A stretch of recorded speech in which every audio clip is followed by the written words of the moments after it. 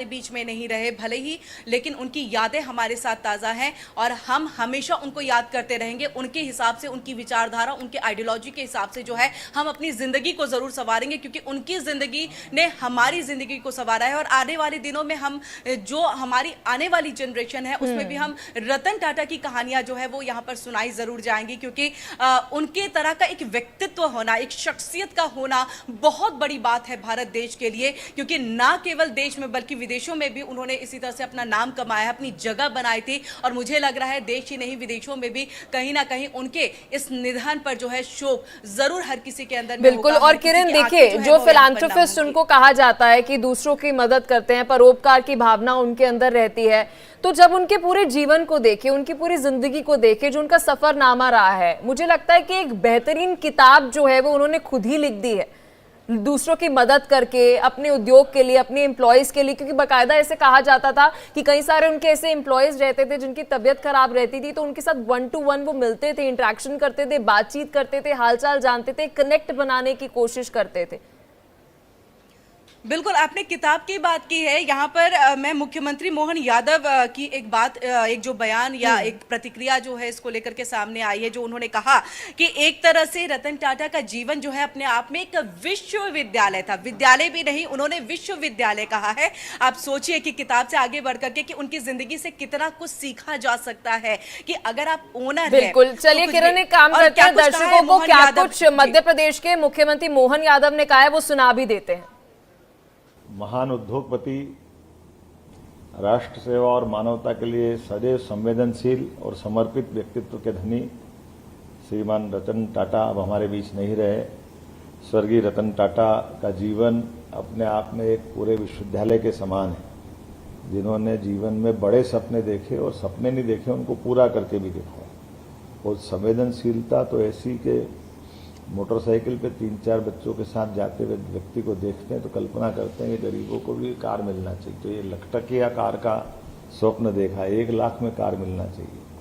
और यशस्वी प्रधानमंत्री ने उनको जमीन उपलब्ध करा करके भारत में नैनो कार की भी उनके माध्यम से सौगात दी। ऐसी पुण्य आत्मा का हमारे बीच में सजाना, ये पूरे भारत के लिए, और भारत तो क्या, हमारे अपने, मैं मान के चलता हूँ कि जिस प्रकार से उनकी शख्सियत है, ये सभी लोगों के लिए बहुत बड़ा दुखद क्षण है। हमारे बीच में स्वर्गीय रतन टाटा नहीं रहे हैं। टाटा एक बहुत ही संवेदनशील व्यक्तित्व थे।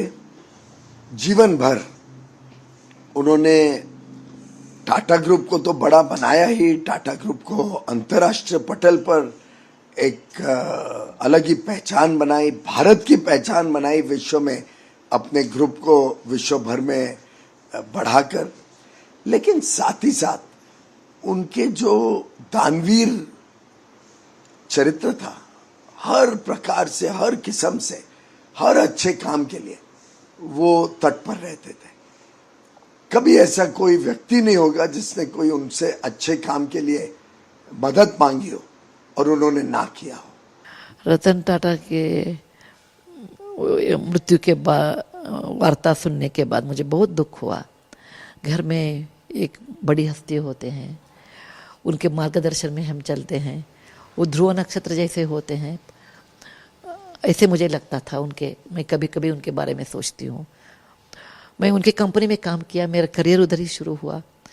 मैं उनको 94 में लगता है मैं एक बार मिली थी, पहली बार वो जाके उनके ऑफिस में मिली थी, और मुझे वो सुधा ऐसे संबोधित करते थे, क्योंकि मैं सुधा कुलकर्णी ऐसे ज्वाइन हुआ और सुधा मूर्ति के नाम से बाहर आ गई। मुझे कभी भी सुधा बोलते थे। वो मुझे बताया कि आपको क्या चाहिए टाटा कंपनी से। हमने बताया, वो पूछा हमें आपको क्या चाहिए, हमने बताया मुझे जमशेद जी और JRD का तस्वीर चाहिए।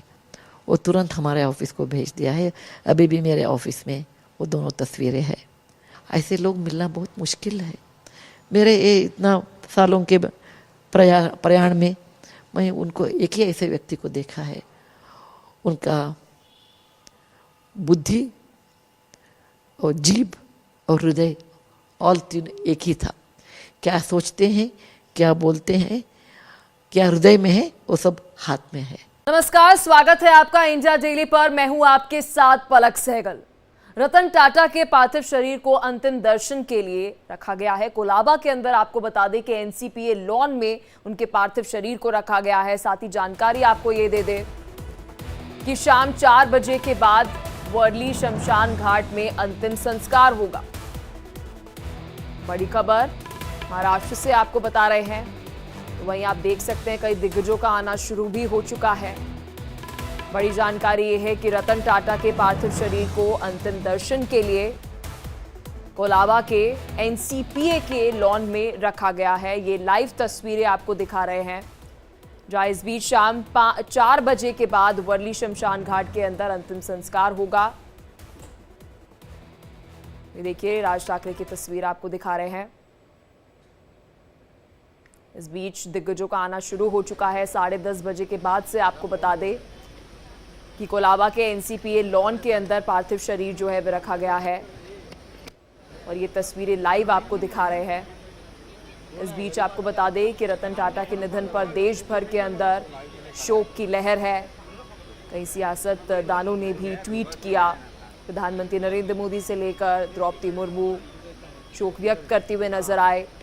और इस बीच ये तस्वीरें आपको महाराष्ट्र से दिखा रहे हैं। मुंबई के ब्रिज कैंडी अस्पताल के अंदर निधन हुआ कल रात और 2 दिन से ऐसा बताया जा रहा है कि रतन टाटा की जो तबीयत है वो ठीक नहीं थी। पहले आईसीयू में उन्हें भर्ती किया गया और तबीयत जो है वह ठीक नहीं चल रही थी, नाजुक बताई जा रही थी हालात। और इस बीच जानकारी ये मिल रही है कई सारे दिग्गज वहाँ आना शुरू हो चुके हैं और ये तस्वीर आपको दिखा रहे हैं। 86 साल की उम्र में रतन टाटा का निधन हो गया।